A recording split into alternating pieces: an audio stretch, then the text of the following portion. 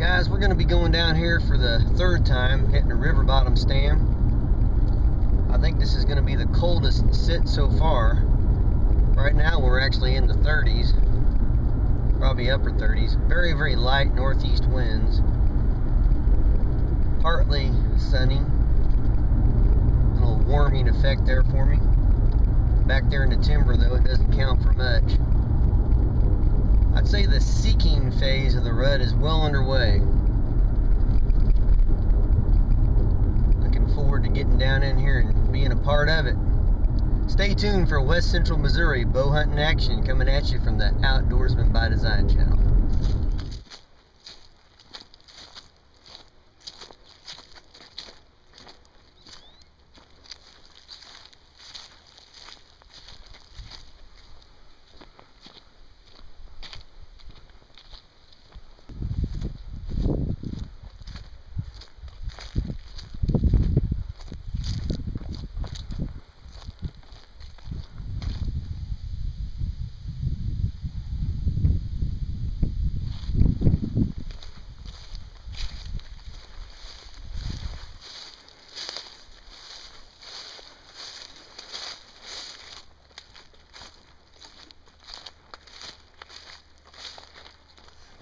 Here's our standard look at the raccoon before I slip up the tree.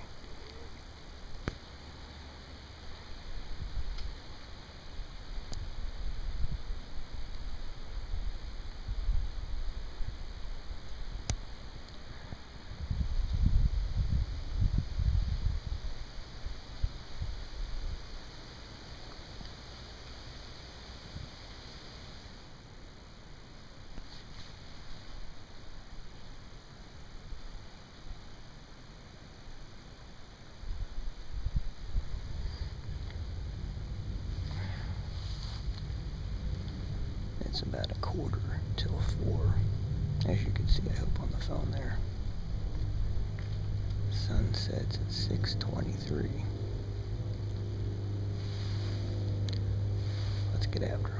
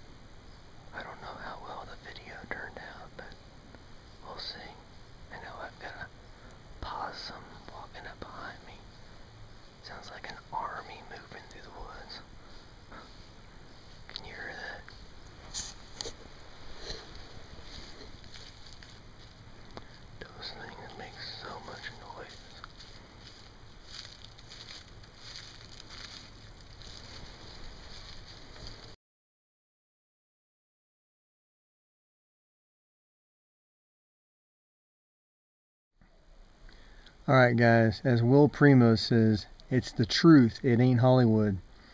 Although Will Primos is a much better shot than I am. And he has much better judgment than I do. One of these days, I think I'm going to be able to maybe restrain myself at dark 30. But I saw those antlers, and I don't know, you know how it is. It's just like 30 yards, and I looked for the arrow, and, you know, I watched the deer. It jumped. I didn't hit it. Probably got deflected by a twig because it was standing in some pretty tall brush. But one of these days I'm going to figure it out. Don't take shots when you cannot see your sight pins through your peep.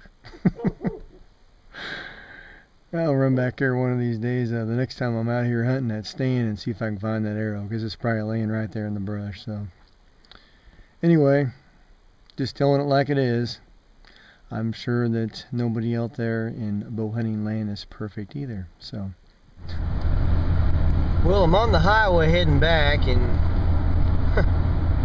before I hit the highway, I called the landowner and told him I was gonna come on back out in the morning and do my due diligence. Tell you what, guys, you know, you'd think one of these days that I would just learn how to control that trigger finger, but until I do, I am going to go out and I'm going to look for the arrow, and I'm going to do the best I can to do the right thing and follow a blood trail and that sort of thing. So if you're going to fling arrows, you might as well just do the right thing and go look for that deer, because I really think that's the ethical thing to do. I will see you in the morning. Alright, back out here, guys. I can think of things I'd rather be doing with this beautiful day than trying to look for an arrow from a stupid shot. But like I said yesterday, gonna do the ethical thing and see if we can find it. Now, one thing I might add to this is that at least I can be out enjoying creation, even though I've got to be looking for an arrow from a silly shot. This is a self-imposed deal here for me. I don't know how many guys go out and actually look for their arrows, but I've talked to quite a few guys who just let this go. But to me, bow hunting is a difficult proposition at best sometimes. When you're pulling the hammer on a firearm, it's really not as difficult. When you're trying to release an arrow, it's a whole different proposition. Just look at that in there, isn't that beautiful? Get to enjoy that while I'm out here. Now, that was a really good stand of beans last year, and I don't know if it just went fallow and some of the beans grew up in it. Without walking over there, I don't know. Probably still a bit of a deer magnet though. But that buck filtered down this drainage, and you know, at that point I had plenty of shooting light. Came up, and by the time he made his way to the east here, it was just a situation where you really didn't want to pull that trigger. There just wasn't enough light. I don't know how I end up justifying that every time. Alright, here's my stand, so I'm just going to draw a line over to this stuff behind me here. That buck was browsing in this stuff here. Would not have found that arrow last night, but with the sun on it I have a much better chance.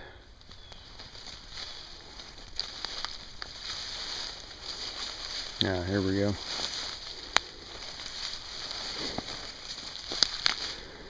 Let's see what we got here.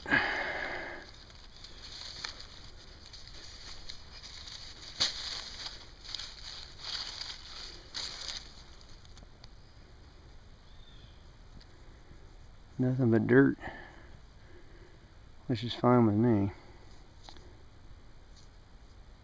Clean kill or no kill, Lord.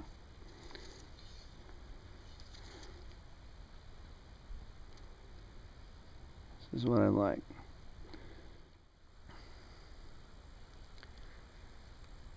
Something I've been meditating on quite a bit lately, guys, is a little poem given to me from a friend of mine, Kevin.